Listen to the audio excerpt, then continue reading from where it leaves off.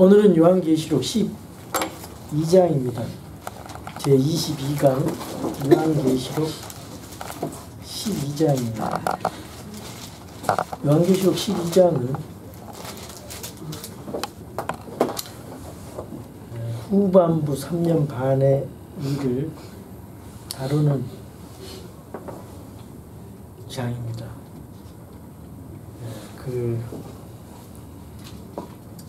일곱째 나팔이 끝나고 나서 11장에서 있어진 그런 같은 시간에 발생한 사건을 다루고 있는데요. 여기 11장에서 두 증인의 얘기가 나오고 1260일 동안 사역을 하는 기록이 되어 있는데, 이런 그 상태를, 그 상황을 얘기하는 괄호장이죠. 삽입장. 여기 12장도 굉장히 중요합니다. 그런데 12장 해석을 잘해야 됩니다. 우리 이 성경 해석을 할 때 성경을 성경으로 해석하는 게 정확한 해석이죠. 여기는 교회하고는 상관없죠. 대환란 때 이스라엘에 대한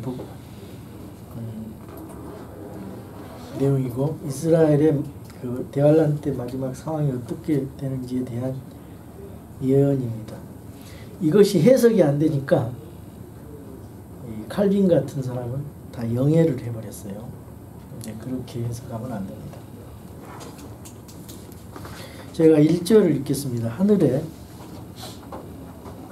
큰 이적이 나타나니라. 한 여자가 헤롯 입고 있는데 그녀의 발 안에는 달이 있고 그녀의 머리 위에는 12별의 관이 있더라. 그렇죠? 여러분, 여기서 우리가 해석에 참 주의해야 되는데, 여기 한 여자 그랬어요. 한 여자. 이 한 여자는 무엇입니까? 누구를 말하는 겁니까? 말할 것도 없이 그 이스라엘 아니에요? 예. 이제 성경을 성경대로 믿는 사람들은 이스라엘로 성경에 나온 대로 그렇게 믿습니다. 근데 가톨릭에서는 하늘의 여왕인 마리아, 이제 그 마리아라고 이제 믿습니다. 동정녀 마리아. 그렇게 믿기 때문에 EU 그 유럽 연합 기가 있어요. 거기 보면은 해와 머리에 별도 있고 달을 밟고 서 있는 그런 국기가 있어요. 그 유럽의 EU의 국기인데, 이제 마리아를 그 천주교가 많아서 마리아를 숭배하는 거죠. 하늘의 여왕. 1920년도에 그 교황 피우스라는 사람은 마리아가 지금 하늘에 있는데 그 근거는 계시록 12장 1절이다. 이렇게 성경을 해석을 했습니다. 그렇게 하고 그렇게 믿지 않으면 저주를 받을 것이다. 성경이 이게 마리아가 아니에요. 여기 12장 2절에서 6절까지, 그리고 12장 13절에서 17절까지 나오는 그 말씀, 그녀하고 아이가 나와요. 근데 그거를 그녀에다가 마리아를 집어넣고 아이에다 예수님을 집어넣고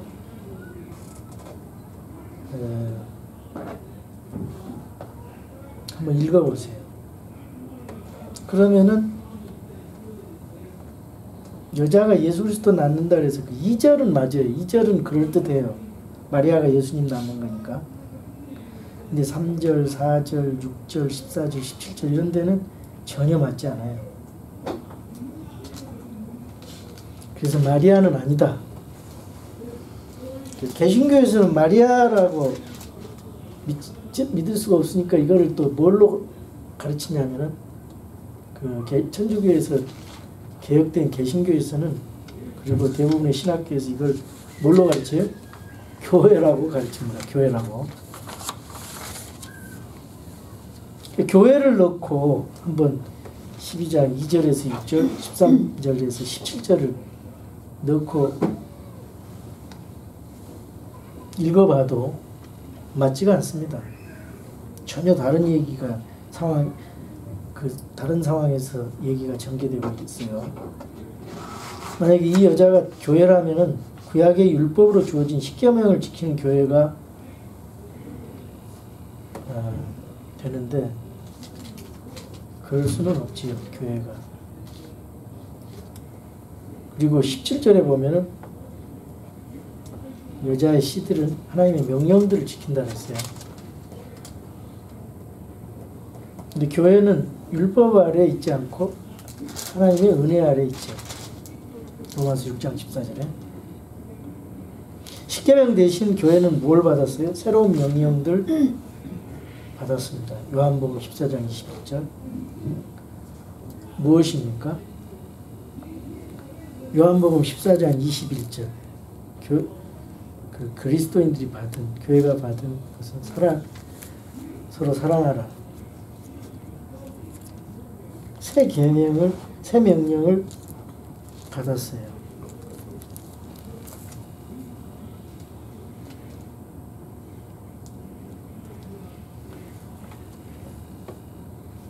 내 명령들을 가지고 그것들을 지키는 자가 나를 사랑하는 자는 내 아버지께 사랑을 받을 것이요 나도 그를 사랑하여 그에게 나를 나타내리라.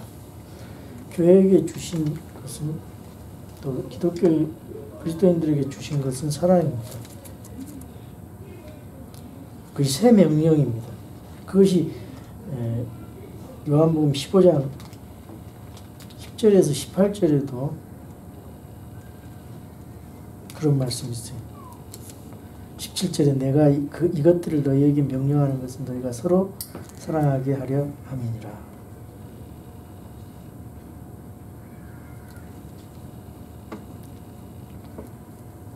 그래서 다르죠. 교회에게 주신 명령하고 이스라엘에게 주신 명령이 다릅니다.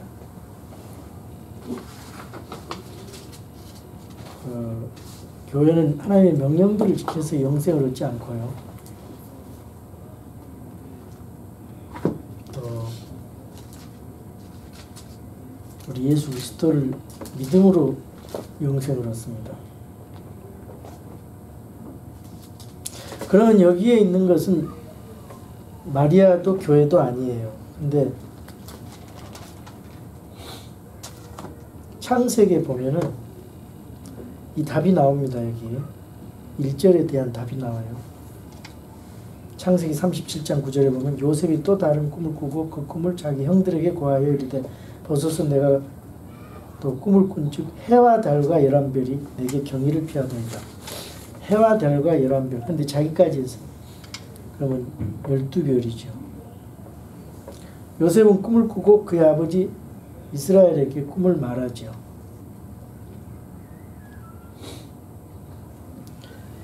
그게 뭐냐?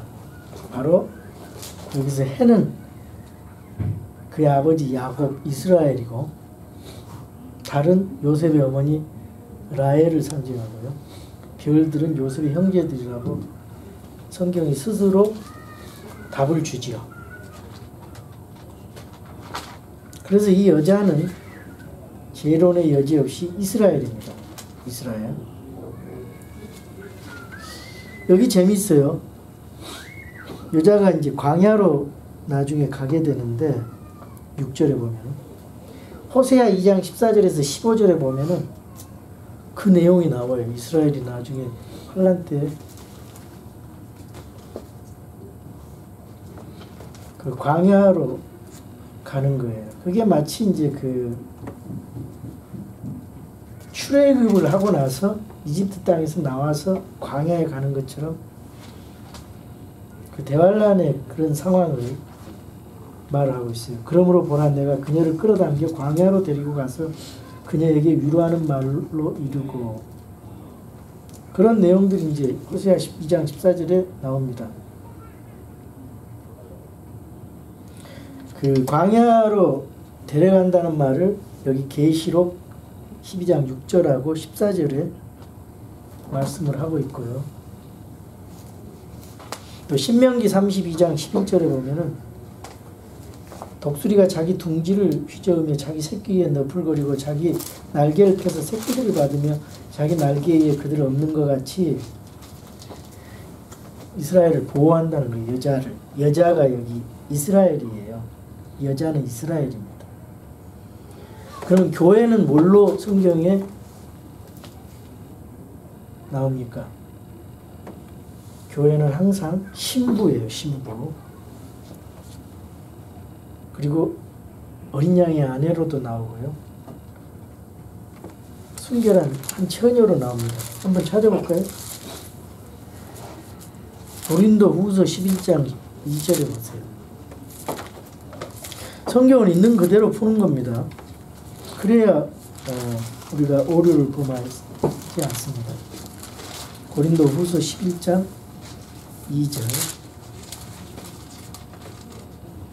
내가 하나님께 속한 질투로 너희에게 대하여 질투하노니 이는 내가 너희를 순결한 한 처녀로, 고린도 교회를 말하는 것입니다. 그리스도께 드리기 위해 한 남편에게 너희를 정원시켰기 때문이라. 한 남편은 예수 그리스도입니다. 에베소서에 보면 예수 그리스도가 남편이고 그리스도의 아내는, 어린 양의 아내는 교회가 되죠. 그러면은 그 이스라엘도 아내란 말을 쓰긴 썼어요. 근데 그것은 하나님의 아내라는 말을 써요. 그러니까 이게 반드시 구분하지 않으면은 해석에 문제가 됩니다. 이스라엘은 항상 여자나 여인으로 불렸어요. 2절 보겠습니다. 그녀가 아이를 베어 해산의 고통을 겪는 가운데 울부짖으며 출산하려고 진통을 겪더라. 그녀 이스라엘이에요. 이 여자가 예수 그리스도를 낳았는데 예수 그리스도께서는 이스라엘의 유다 지파에서 나왔다고 히브리서 7장 14절에 말씀하고 있어요. 예수님은 여자의 씨로 나옵니다. 어디가 나와요? 창세기 3장 15절. 그리고 예수님을 아브라함의 씨라고 말하고 있어요. 다윗의 씨라고 불립니다. 마리아를 통한 예수님의 인간적 혈통은 아브라함, 이삭, 야곱의 씨인데, 그래서 이스라엘이 주 예수 그리스도를 낳는 거예요. 이거를 교회나 마리아로 해석하면 안 됩니다. 다음이 다 틀려요.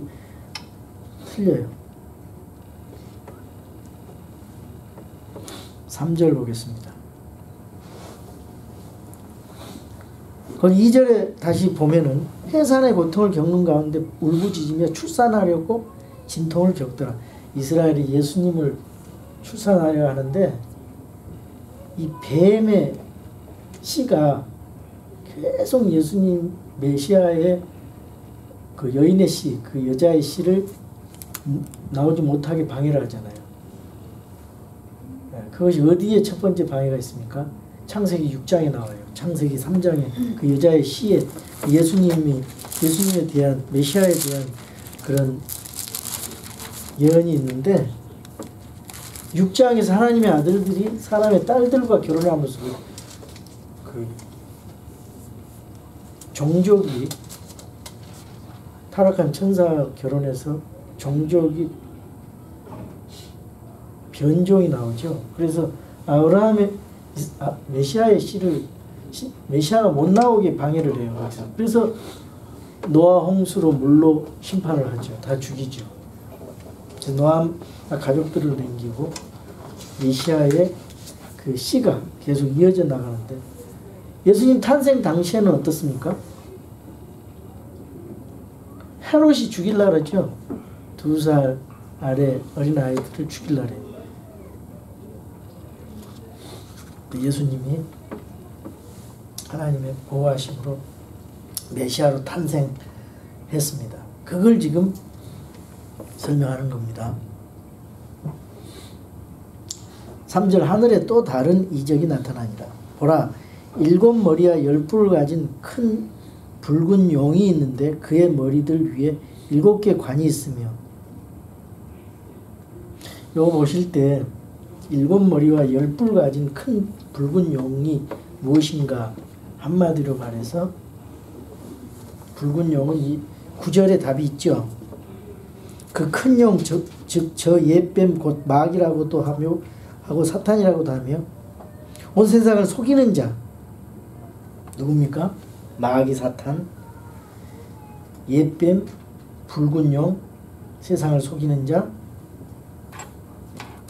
또 욥기에 나오는 리오야단도 여기에 속해요.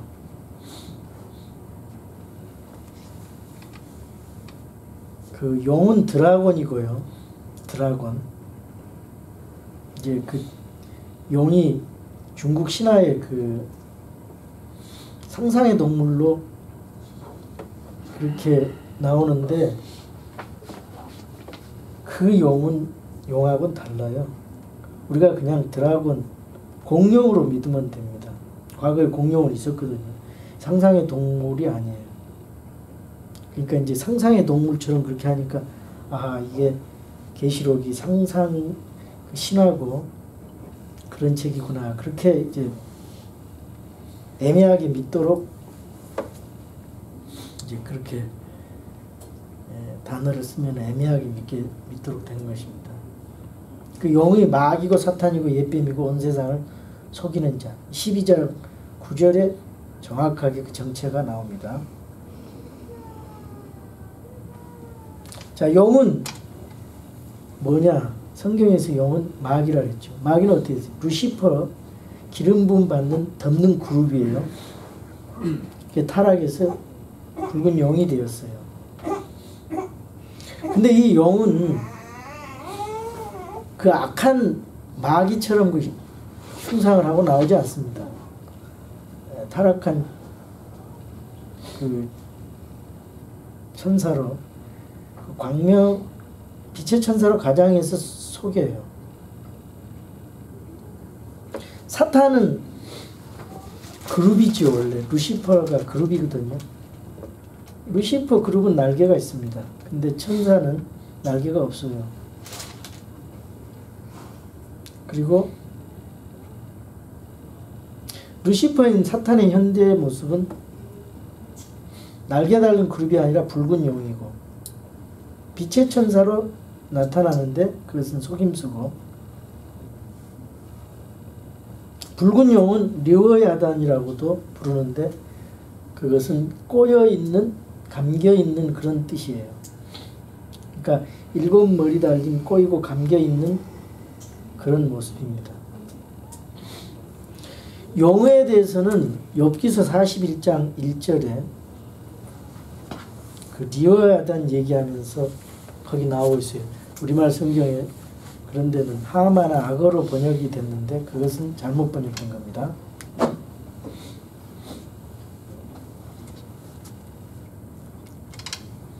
그 시편 74편 14절에 보면은 리오야단의 머리들을 산산조각 내시고 그런 말이 나오는데, 머리가 하나 이상의 머리를 가졌어요. 7개. 근데 하마나 악어는 머리가 하나죠. 다르다는 거죠. 7머리를 가지고 있어요. 갈고리를 가지고 있어요. 리오야단은 어디 사냐? 둘째 하늘과 셋째 하늘 사이에 그 기품이 있어요. 기품. 큰 물층이 있는데 거기에 삽니다. 기품의 표면은 얼어 있어요. 성경에 나옵니다. 기품의 표면은 얼어 있어요. 절대 용도로. 그래서 시간이 정지되고 분자 활동이 정지된 상태입니다. 그게 셋째 하늘과 둘째 하늘 그 사이에 물층 깊은 유리바다, 불로 뒤섞인 유리바다, 이렇게 계시록 15장 2절에서 묘사하고 있습니다. 거기 하나님께서 북쪽에 왕자, 셋째 하늘의 왕자에 앉아 계십니다.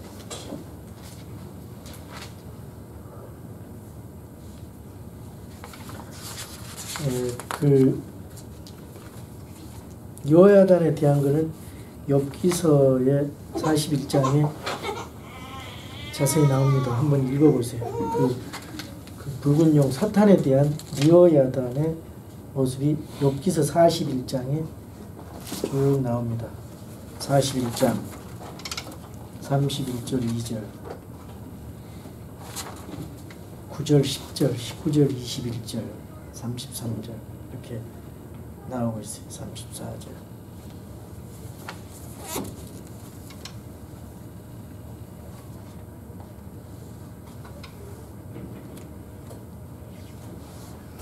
거기 그 7머리가 이제 나오고 있고 7왕과 10개의 뿔도 이제 나중에 나오게 되는데 그게 역사적으로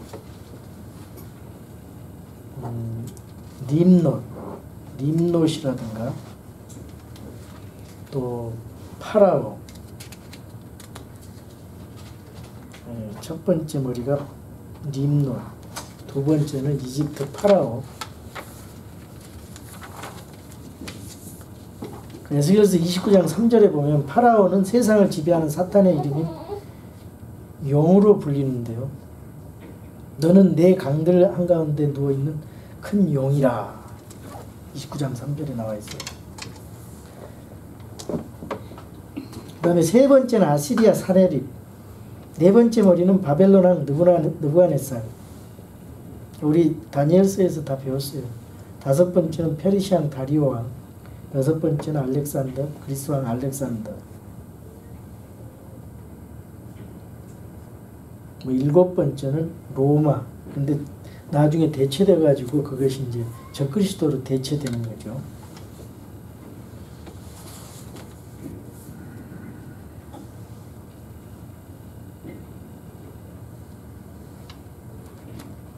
붉은 용은 영적인 존재지만 붉은 용의 위치는 깊음에서 살고 있고 성경이 그렇게 말씀하고 있어요. 사탄은 땅에서는 종교적인 활동을 하면서 불의 위아래 즉 하늘을 해집고 공중 권세자로 역사한다.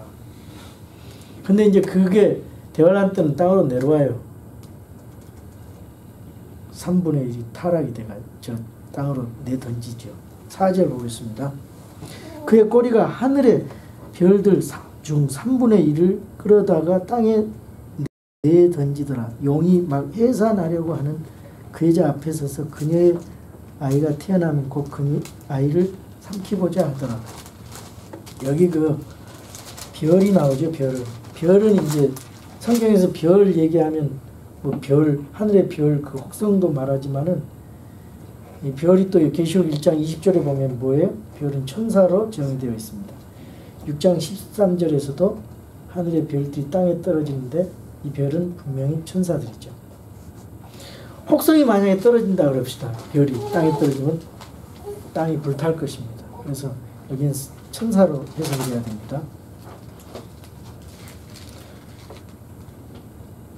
여기 12장 4절은 큰 환란의 상황을 이렇게 말하고 있습니다.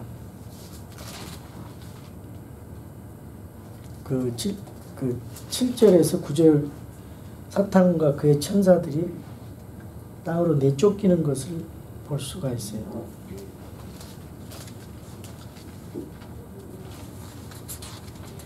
앞으로 이제 이러한 일들이 이제 외계인이라는 그런 걸 통해서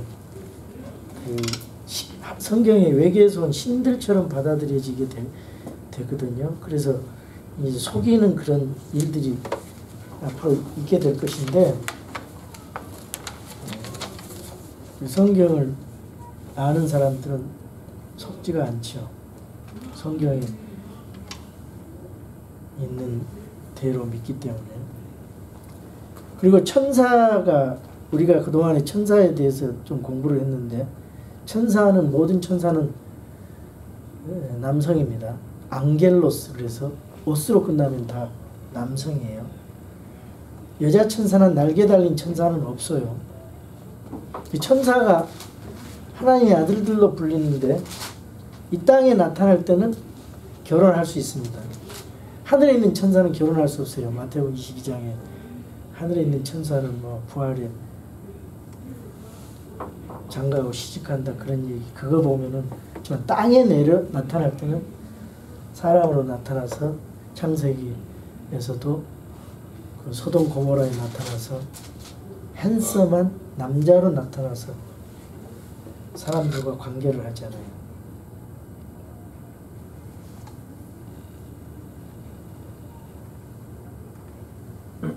그래서 천사는 결혼하지 않는다. 그런 구절은 마태복음 20장 30절인데 땅에 내려온 건 할 수가 있습니다. 땅에 내려온 범죄한 천사들은 결혼할 수가 있었고 그것이 창세기 6장에 하나님의 아들들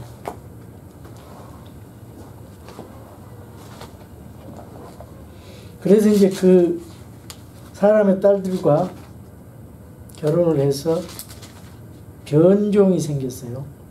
그래서 이 땅에 이제 망하게 되죠.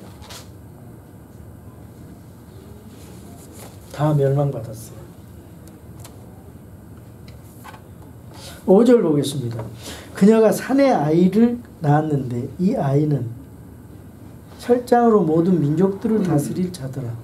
그녀의 아이가 치어 올라가 하나님께 이르고 그분의 왕자에 이르더라. 여기 보면은 그 이스라엘이 산의 아이를 낳았다 그랬어요. 그 산의 아이는 이사야서 9장 6절에 또 예수님에 대한 그 예언이 나와 있고요. 그리고 이 아이는 장차 철장으로 모든 민족들을 다스린다. 그 말은 그 천년왕국 때 예수님이 모든 민족들을 다스린다. 그냥 아이가 채어 올라가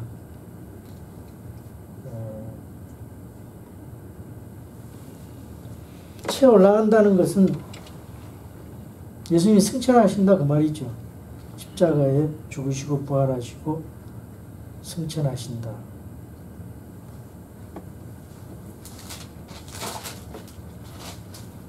그리고 이제 그 대환란 또 그러한 일이 있게 되는데 그때 이제 이스라엘은 광야로 도망가서 부양을 받게 된다고 이제 성경에 나와 있어요.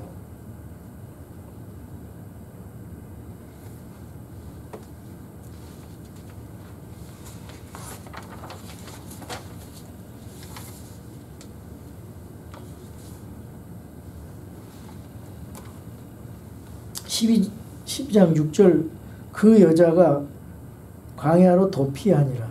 거기에 하나님께서 예비하신 한 처소가 그녀에게 있으니 이것은 그들이 1260일 동안 거기서 그녀를 먹이게 하려 함이라. 지금 1260일 또 42개월 3년 6개월 이거 나오는 거 보니까 답이 딱 나오죠. 아 이게 대환란 후 3년 반의 상황이구나. 답이 딱 나오죠. 이걸 교회 시대로 해석하면 안 된다 그 말이에요.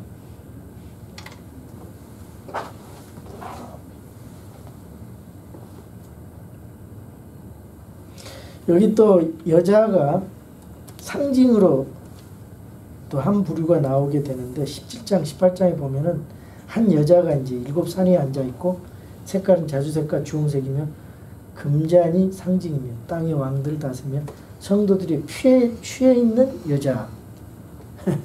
그 어디입니까? 로마 종교적인 또 상업적인 바벨론 로마 제국과 로마 천주 가톨릭을 말하는 거죠.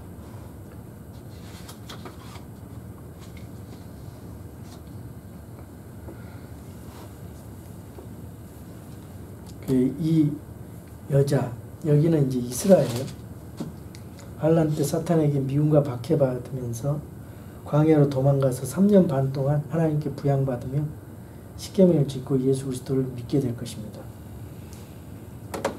그 3년 반 동안 이스라엘이 이제 구원을 받게 되죠.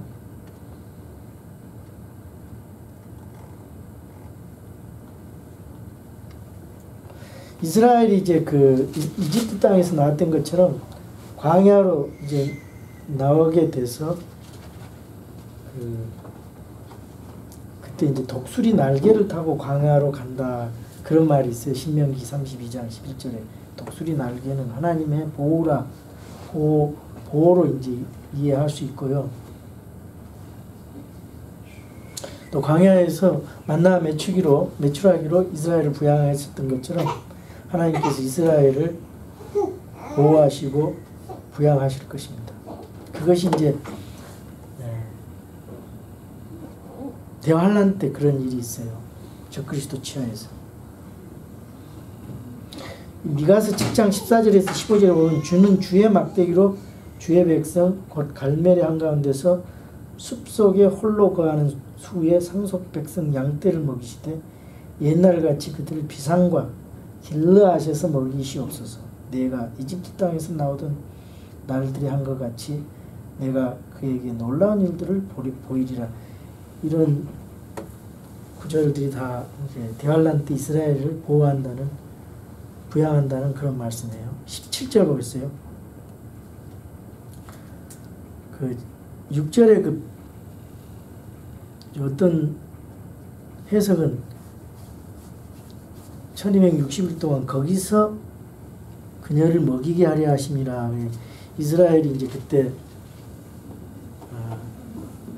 다니엘서 11장에 나오는 페트라 요르단, 지금 현재 요르단에 있는 페트라로 그 큰 바위로 둘러싸인 그 안전한 페트라로 가서 적그리스도 치하에서 하나님께서 그쪽에 보호한다는 그런 해석도 있어요. 근데 그 페트라, 그 성지순례 보면 페트라가 굉장히 신비스러운 그 요새로 그 성지순례 여행 코스라 그러대요. 유튜브에서 한번 페트라 한번 보세요. 거기 그 참고로 그거는 알아두세요. 대환란 때 이스라엘 백성들이 페트라에서 하나님의 보호를 받는다, 그런 얘기를 또 하시더라고요. 7절 하늘에 전쟁이 있더라. 미가엘과 그의 천사들이 용과 싸우매 용과 그의 천사들도 싸우나. 여기 보면은 미가엘과 그의 천사들, 이거는 천사장과 그의 천사들, 선한 천사들, 그리고 용과 싸운다. 용과 그의 천사들. 사탄도 천사들 있죠. 그래서 싸우는 겁니다. 성경에서 전쟁이 없는 곳은 단지 4장뿐입니다. 창세기 1장 2장하고 계시록 21장 22장에만 전쟁이 없고 다 전쟁이 있어요. 사람 죽이고 피 흘리는. 창세기 3장 15절에 전쟁이 선포된 후에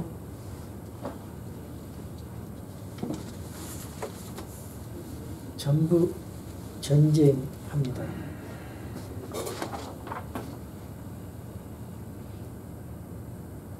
여기 전쟁은 미래 하늘에 있을 전쟁입니다.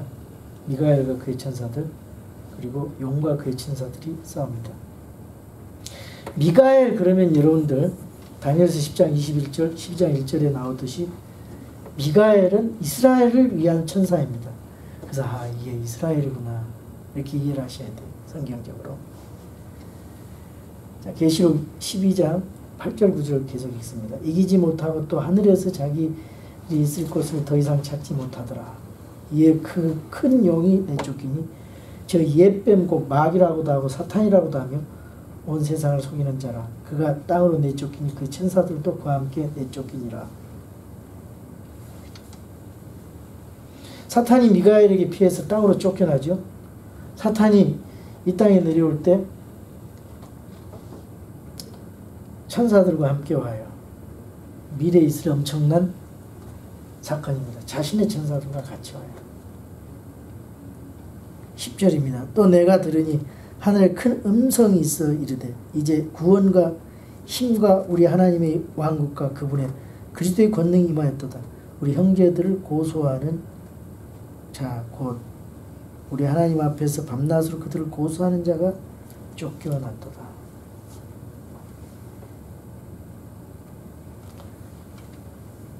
사탄은 밤낮 고소하는 자예요. 환란 때에도 그런 일이 있어서 있고 이제 땅으로 내쫓기게 됩니다. 11절. 그들이 어린 양의 피와 자기들의 증인의 말로 그를 이겼으며 그들은 죽기까지 자기 생명을 사랑하지 아니하였도다. 환란 때 이제 수많은 성도들이 죽고 구원을 받게 되는데요. 그때는 이제 666 표를 받지 않은 사람들은 다 목배임을 당하게 됩니다. 계시록 20장 4절에 보면 목배임을 당한다 했어요. 12절. 그러므로 하늘들과 그들 안에 거하는 자들아 너희는 즐거워하라. 땅과 바다에 거하는 자들에게 화가 있으리로다. 마귀가 자기 때가 조금만 남은 줄 알고 그게 진노하여 너희에게로 내려갔도다 하더라. 마귀가 자기 때가 남지 않아서 어떻게든지 한 사람이라도 죽이려고.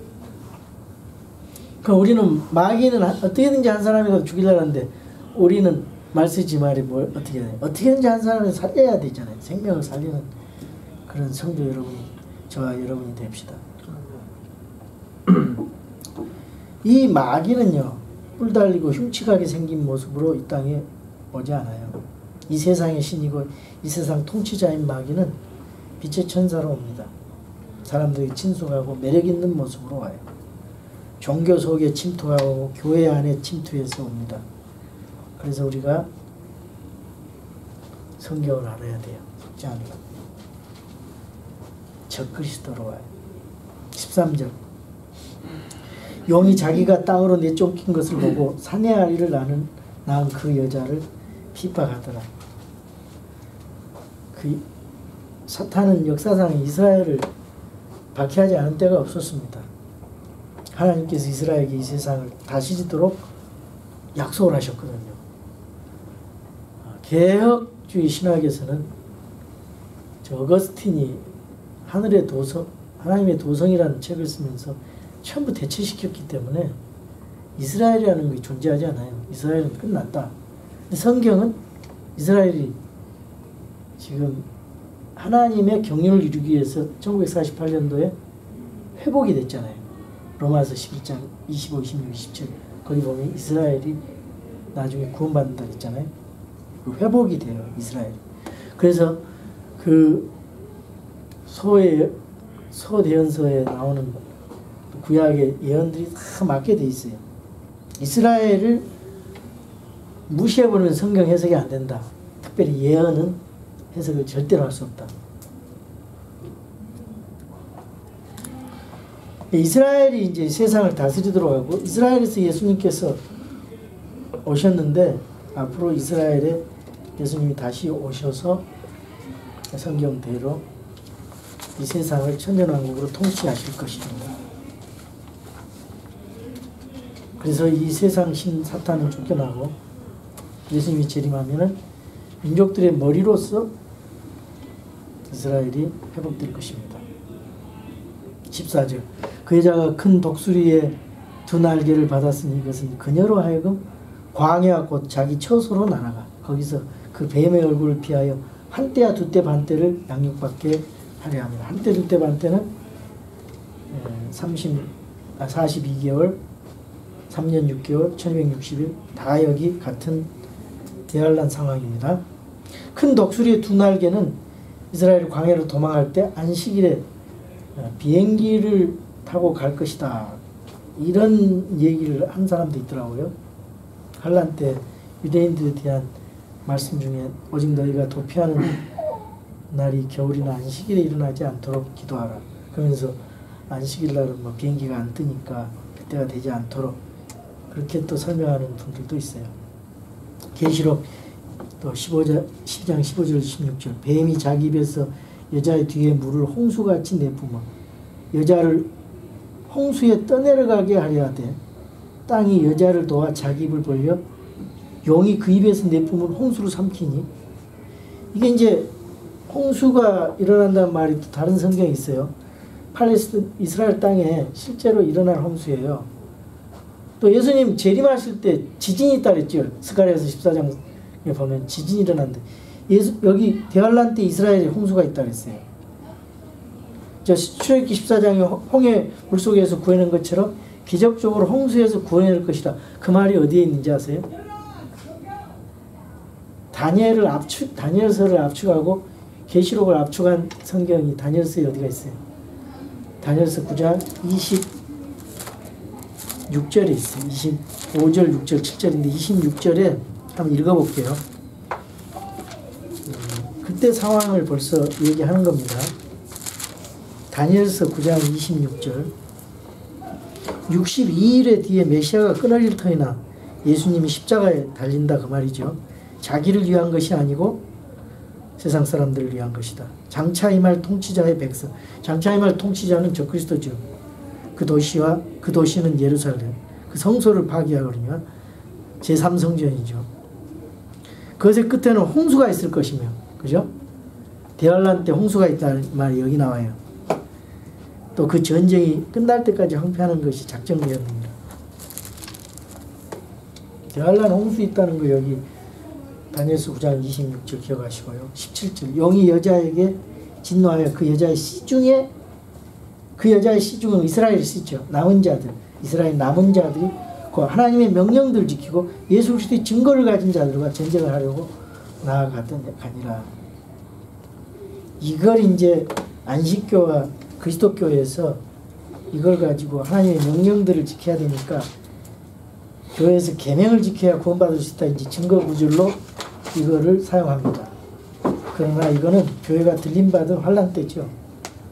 환란 때는 하나님의 명령을 짓고 예수 그리스도의 증거가 있어야 되는 거죠. 그 이스라엘의 상황들은 그렇게 합니다. 그렇게 해야 돼요. 그런데 교회 시대 때는 어떠냐? 예수 그리스도를 믿고 복음을 믿고 거듭난 영적 할례를 받고 성령으로 침례받고 성령님이 내 안에 내주하게 되시고 성령님이 나를 인치시고 보증하시고 그리스도와 한 몸이 되고 거듭나고 그죠? 구원받습니다. 근데 이스라엘 사람들은 거듭나고 구원받거나 성령 인침 그리스도와 한 몸 된다 그런 얘기를 한 적이 없어요. 그러니까 이스라엘하고 교회는 다르단 말이죠.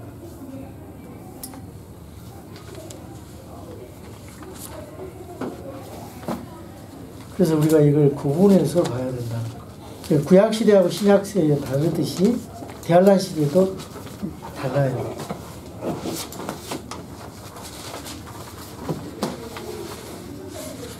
우리가 대환란 시대는 조금 현지 시대보다 믿음만으로 은혜로 구원받는 그런 시대는 아니에요. 대환란 때는 믿음에 합당한 행위가 없으면은 목잘림을 당하기 때문에 더 믿기가 어렵습니다. 그래서 지금 이 시대에 우리가 하나님을 믿음으로 예수님을 믿음으로 구원받아야 돼요. 그래서 휴거돼야 돼요.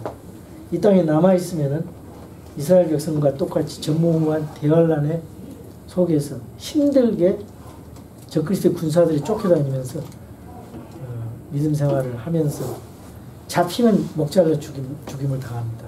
육륜 표를 받아야 살아갈 수 있고요. 여러분 이걸 알면서 주변에 있는 친구들 또 가족들 다 복음 예수 그리스도의 복음 은혜 복음 전해서 전부 구원받게 하십시오. 그래서 함께 우리 주님 앞에 들림받는 저와 여러분이 됩시다. 그분 되기를 바랍니다. 기도하겠습니다. 하나님 감사합니다. 오늘 이 시간에